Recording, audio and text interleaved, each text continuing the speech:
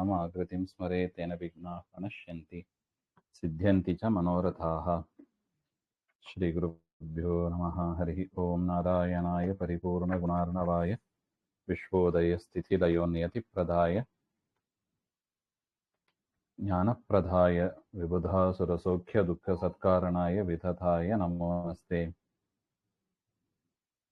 ನಾರಾಯಣಂ ಸುರಗುರುಂ ಜಗದೇಕನಾಥಂ ಭಕ್ತಪ್ರಿಯಂ ಸಕಲಲೋಕ ನಮಸ್ಕೃತಂಚ ತ್ರೈಗುಣ್ಯವರ್ಜಿತಮಜಂ ವ್ಯೋಮಾಧ್ಯಮೀಶಂ ವಂದೇ ಭವಘ್ನಮರಾಸುರ ಸಿದ್ಧವಂದ್ಯಂ. ನಾರಾಯಣಂ ನಮಸ್ಕೃತ್ಯ ನರಂ ಚೈವ ನರೋತ್ತಮಂ ದೇವೀಂ ಸರಸ್ವತೀಂ ವ್ಯಾಸಂ ತತೋ ಜಯಮುದೀರಯೇತ್. ಕೃಷ್ಣಾಯ ವಾಸುದೇವಾಯ ಹರಯೇ ಪರಮಾತ್ಮನೇ ಪ್ರಣತಃ ಕ್ಲೇಶನಾಶಾಯ ಗೋವಿಂದಾಯ ನಮೋ ನಮಃ. ಶ್ರೀ ಗುರುಭ್ಯೋ ನಮಃ. ಶ್ರೀಮನ್ ಮಹಾಭಾರತ ತಾತ್ಪರ್ಯ ನಿರ್ಣಯ 2ನೇ ಅಧ್ಯಾಯದ 51ನೇ ಶ್ಲೋಕ. ಮಾರ್ಕಂಡೇಯೇಪಿ ಕಥಿತಂ ಭಾರತಸ್ಯ ಪ್ರಶಂಸನಂ ದೇವತಾನಾಂ ಯಥಾ ವ್ಯಾಸೋ ದ್ವಿಪದಾಂ ಬ್ರಾಹ್ಮಣೋ ವರಃ ಆಯುಧಾನಾಂ ಯಥಾ ವಜ್ರಂ ಓಷಧೀನಾಂ ಯಥಾ ಯವಾಹ ತಥೈವ ಸರ್ವಶಾಸ್ತ್ರಾಣಾಂ ಮಹಾಭಾರತಮುತ್ತಮಂ. ಎಷ್ಟು ಚಂದ ಇದೆ ನೋಡಿ ಮಾತು. ಮಾರ್ಕಂಡೇಯ ಪುರಾಣದಲ್ಲೂ ಕೂಡ ಮಹಾಭಾರತದ ಪ್ರಶಂಸನೆಯನ್ನ ಮಾಡಿದ್ದಾರೆ ಹಾಗೆ ಅಂತ. ಏನು? ದೇವತಾನಾಂ ಯಥಾ ವ್ಯಾಸಃ, ದೇವತೆಗಳಲ್ಲಿ ವಿಷ್ಣು ಹೇಗೆ ಸರ್ವೋತ್ತಮನೋ ಹಾಗೆ ಅಂತ. ಅಲ್ಲ, ವ್ಯಾಸ ಅಂತ ಪದ ಹಾಕಿದ್ದಾರಲ್ಲ, ಹಾಗೆಂದ್ರೆ ವ್ಯಾಸಾಯ ವಿಷ್ಣು ರೂಪಾಯ ಅಂತಾನೆ ಪ್ರಸಿದ್ಧ. ವ್ಯಾಸಾಯ ವಿಷ್ಣು ರೂಪಾಯ ಅಂತ ಶ್ಲೋಕವೇ ಹೇಳ್ತೀವಿ ನೋಡಿ, ಸಹಸ್ರನಾಮ ಆರಂಭದಲ್ಲಿ ಆ ಪದ್ಧತಿಯೂ ಇದೆ. ಅದರಿಂದ ದೇವತಾನಾಂ ಯಥಾ ವ್ಯಾಸ ದ್ವಿಪದಾಂ ಬ್ರಾಹ್ಮಣೋ ವರಹ. ದ್ವಿಪದಾಂ ಅಂದ್ರೆ ಬ್ರಾಹ್ಮಣ, ಕ್ಷತ್ರಿಯ, ವೈಶ್ಯ ಇವರೇ ಮೊದಲಾದವರಲ್ಲಿ, ಆ ವರ್ಣಗಳಲ್ಲಿ ಬ್ರಾಹ್ಮಣರು ಶ್ರೇಷ್ಠರು. ಬ್ರಾಹ್ಮಣ ವರ್ಣ ಶ್ರೇಷ್ಠ ಹಾಗೆ ಅಂತ. ಜಾತ್ಯಪೇಕ್ಷೆಯ ಇಲ್ಲಿ ವ್ಯಕ್ತಿಯನ್ನ ತಗೋಬಾರದು, ಜಾತಿಯನ್ನ ತೆಕ್ಕೋಬೇಕು ಅಂತ.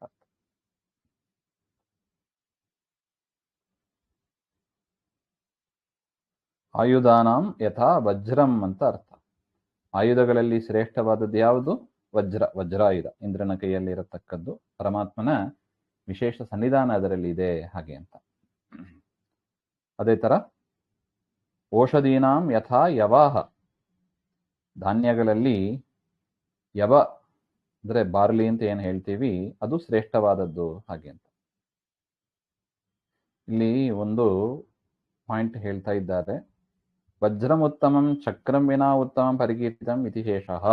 ಆಯುಧಗಳಲ್ಲಿ ಶ್ರೇಷ್ಠ ಅಂದ್ರೆ ಚಕ್ರಾಯುಧ ಬರಬೇಕಲ್ಲ ಹಾಗೆ ಅಂತ. ಪರಮಾತ್ಮ ಧಾರಣೆ ಮಾಡಿದ್ದು ಚಕ್ರಾಯುಧ. ಚಕ್ರಾಯುಧ ಶ್ರೇಷ್ಠ ಆಗಬೇಕಲ್ಲ ಹಾಗೆ ಅಂದ್ರೆ ಅದಕ್ಕೆ ಹೇಳ್ತಾ ಇದ್ದಾರೆ ವಿನಾ, ಚಕ್ರಂ ವಿನಾ ಅಂತ. ಚಕ್ರವನ್ನು ಬಿಟ್ಟು ಉಳಿದ ಆಯುಧಗಳಲ್ಲಿ ವಜ್ರಾಯುಧ ಶ್ರೇಷ್ಠ. ಯಾಕೆ ಚಕ್ರಾಯುಧ ಯಾಕೆ ಬಿಡಬೇಕು ಹಾಗೆ ಅಂದ್ರೆ, ಚಕ್ರಾಯುಧಕ್ಕೆ ಅಭಿಮಾನಿ ದುರ್ಗಾದೇವಿ ಅಂತ ಪ್ರಸಿದ್ಧಿ ಇದೆ. ಪರಮಾತ್ಮನದ್ದೇ ರೂಪ ಅದು. ಅದರಿಂದ ಶಾಸ್ತ್ರಗಳ ವಿರೋಧ ಬರುತ್ತದೆ. ಅದರಿಂದ ವಜ್ರಾಯುಧ ಅಂತ ಹೇಳಿದ್ರೆ ಚಕ್ರವನ್ನು ಬಿಟ್ಟು ಅಂತಾನೆ ತೆಗೆದುಕೋಬೇಕು ಅಂತ ಹೇಳಿದ್ರು.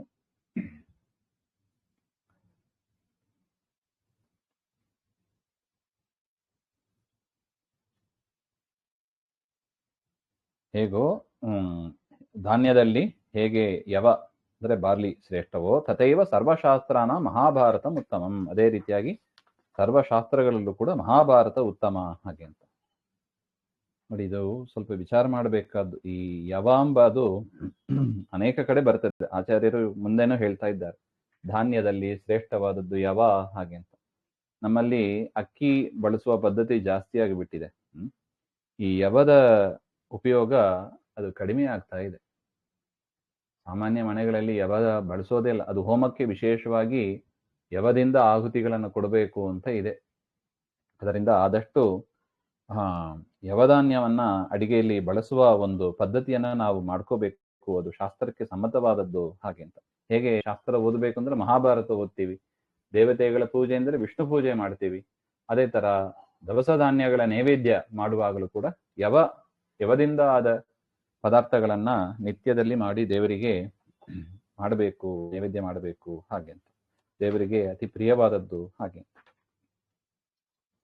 ಇನ್ನು ವಾಯುಪ್ರೋಕ್ತೇಪಿ ತತ್ ಪ್ರೋಕ್ತಂ ಭಾರತಸ್ಯ ಪ್ರಶಂಸನಂ ಕೃಷ್ಣದ್ವೈಪಾಯನಂ ವ್ಯಾಸಂ ವಿದ್ಧಿ ನಾರಾಯಣಂ ಪ್ರಭುಂ ಕೋಹ್ಯನ್ಯ ಪುಂಡರೀಕಾಕ್ಷಾನ್ ಮಹಾಭಾರತ ಕೃದ್ ಭವೇತ್.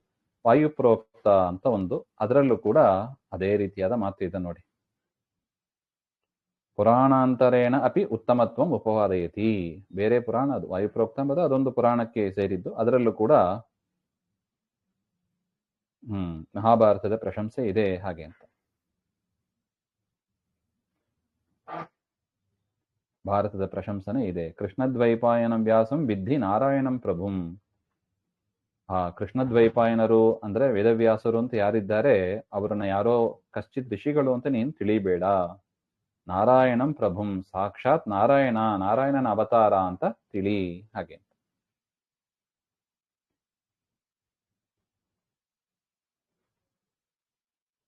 ಅದರಿಂದ ಏನು ಹಾಗೆ ಅಂದ್ರೆ ತತ್ರ ಹೇತ್ವಾಕಾಂಕ್ಷಾಯ, ಯಾಕೆ ಅವ್ರನ್ನ ನಾರಾಯಣ ಅಂತ ತಿಳಿಬೇಕು ಹಾಗೆ ಅಂದ್ರೆ ಪುಂಡರೀಕಾಕ್ಷಾತ್ ಅಂದ್ರೆ ನಾರಾಯಣನಿಂದ ಮಹಾಭಾರತ ಕೃತ್, ಆ ಪರಮಾತ್ಮನೇ ನಾರಾಯಣನೇ ಮಹಾಭಾರತವನ್ನ ರಚನೆ ಮಾಡಿರೋದು.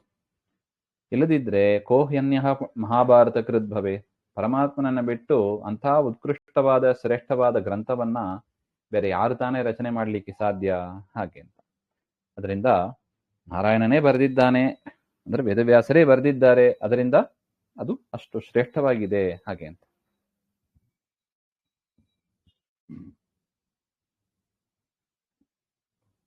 ಇಲ್ಲಿ ತಾಮ್ರಪರ್ಣಿ ಆಚಾರ್ಯರು ಒಂದು ಪ್ರಶ್ನೆ ಮಾಡ್ಕೋತಾ ಇದ್ದಾರೆ.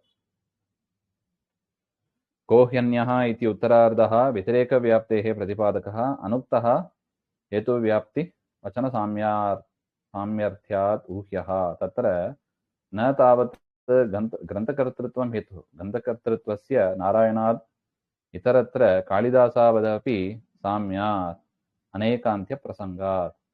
ಅಲ್ಲ, ನೀವು ನಾರಾಯಣ ಬರೆದದ್ದು ಶ್ರೇಷ್ಠ ಅಂತ ಹೇಳಿದರೆ ಕಾಳಿದಾಸ ಬರೆದದ್ದು ಕೂಡ ಶ್ರೇಷ್ಠ ಅಂತ ಯಾಕೆ ಹಾಕಬಾರ್ದು? ನಾಪಿ ಭಾರತ ಕರ್ತೃತ್ವಂ ಗ್ರಂಥ ವ್ಯಕ್ತಿ ವಿಶೇಷ ಕರ್ತೃತ್ವೇನ ನಾರಾಯಣತ್ವ ಸಾಧನಸ್ಯ ಕಾಳಿದಾಸಾದಾವಪಿ ಸಾಮ್ಯಾತ್ ಅತಿ ಪ್ರಸಂಗ ತಥಾ ಚ ಕಥಂ ವಿವಕ್ಷಿತಾರ್ಥ ಲಾಭಃ ಇತಿ ಚೇತ್ ನಾರಾಯಣಾದ್ ಅನ್ಯೇನ ಕರ್ತುಂ ಅಶಕ್ಯ ಕಾರ್ಯಕರ್ತೃತ್ವಸ್ಯ ವಿವಕ್ಷಿತತ್ವಾತ್. ಅಂದ್ರೆ ನಾರಾಯಣನನ್ನು ಬಿಟ್ಟು ಬೇರೆ ಯಾರಿಂದಲೂ ಕೂಡ ಅಂತಹ ಉತ್ಕೃಷ್ಟವಾದ ಒಂದು ಗ್ರಂಥವನ್ನ ಮಾಡಲಿಕ್ಕೆ ಸಾಧ್ಯ ಇಲ್ಲ ಅಂತ ಅದರ ಅಭಿಪ್ರಾಯ.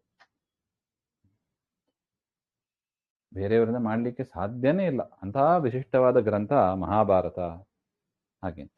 ಏವಂ ಹಿ ಸರ್ವಶಾಸ್ತ್ರೇಷು ಪೃಥಕ್ ಪೃಥಕ್ ಉದೀರಿತಂ. ಈ ರೀತಿಯಾಗಿ ಅನೇಕ ಶಾಸ್ತ್ರಗಳಲ್ಲಿ ಮಹಾಭಾರತದ ಹಿರಿಮೆಯನ್ನ ಬಿಡಿಬಿಡಿಯಾಗಿ ಅವರು ಹೇಳಿದ್ದಾರೆ.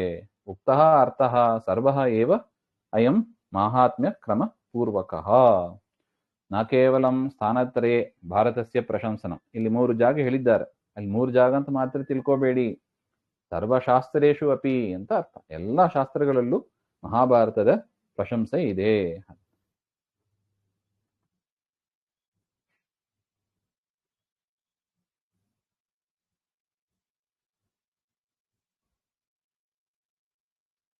ಮಾಹಾತ್ಮ್ಯ ಕ್ರಮ ಅಂದ್ರೆ ಆ ಗ್ರಂಥದ ಮಹಿಮೆಯನ್ನ ಹೇಳ್ತಾ ಇದ್ದಾರೆ, ಮತ್ತು ತಾರತಮ್ಯ ಕ್ರಮ, ಮಹಾಭಾರತದ ವಿಚಾರ ಅಂದ್ರೆ ತಾರತಮ್ಯವನ್ನು ಕೂಡ ವಿಶೇಷವಾಗಿ ಬೇರೆ ಕಡೆಯಲ್ಲೂ ಹೇಳಿದ್ದಾರೆ ಹಾಗೆ. ಯಥಾ ಶಾಸ್ತ್ರೇಷು ಉಕ್ತಃ ಯಥಾ ಚ ಭಾರತೇಪಿ ಕ್ರಮೇಣ ನಿರ್ಣಯ ತಾರತಮ್ಯ ಕ್ರಮ ನಿರ್ಣಯ ಅಯಂ ಪೂರ್ವೋಕ್ತಃ ತಥಾ ಸರ್ವಶಾಸ್ತ್ರೋಕ್ತಂ ಭಾರತೋಕ್ತಂ ಚ ನಿರ್ಣಯಂ ತದ್ವಾಕ್ಯೈ ಭಾರತವಾಕ್ಯೈ ಪ್ರದರ್ಶಯಿಷ್ಯಾಮಿ.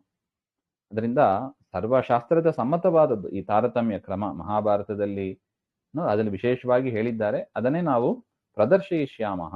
ಹಿಂದೆನೆ ಆಲ್ರೆಡಿ ನಾವು ನೋಡಿದ್ದೀವಿ, ಕೃಷ್ಣ ಅವನೇ ನಾರಾಯಣ ಸರ್ವೋತ್ತಮನಾಗಿದ್ದಾನೆ, ವಾಯುದೇವರು ಅರ್ಥಾತ್ ಅವರೇ ಬ್ರಹ್ಮನ ಸ್ಥಾನದಲ್ಲಿ ಇದ್ದಾರೆ ಹಾಗೆ ಅಂತ. ಈ ರೀತಿಯಾಗಿ ತಾರತಮ್ಯವನ್ನು ನೋಡಿದ್ದೀವಿ, ಅದನ್ನೇ ಭಾರತ ವಾಕ್ಯದಿಂದ ಅದನ್ನು ಮುಂದೆ ನಾವು ಮಾಡಿ ತೋರಿಸ್ತೀವಿ ಹಾಗೆ ಅಂತ ಆಚಾರ್ಯರು ಹೇಳ್ತಾ ಇದ್ದಾರೆ.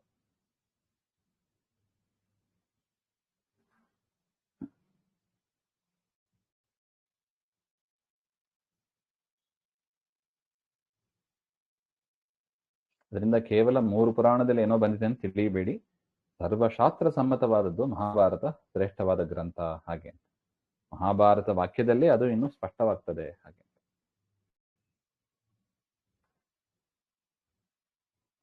ಭಾರತೇಪಿ ಯಥಾ ಪ್ರೋಕ್ತೋ ನಿರ್ಣಯೋಯಂ ಕ್ರಮೇಣ ತು ತದಾ ಪ್ರದರ್ಶಯಿಷ್ಯಾಮಃ ತದ್ವಾಕ್ಯೈರೇವ ಸರ್ವಶಃ. ಮಹಾಭಾರತದಲ್ಲೂ ಕೂಡ ಈ ವಾಕ್ಯ ಬಂದಿದ್ದೆ, ಅದನ್ನ ಮುಂದೆ ನಾವು ಪ್ರದರ್ಶನ ಮಾಡ್ತೀವಿ ಹಾಗೆ ಅಂತ ಆಚಾರ್ಯರು ಪ್ರತಿಜ್ಞೆಯನ್ನು ಕೂಡ ಮಾಡಿದ್ದಾರೆ.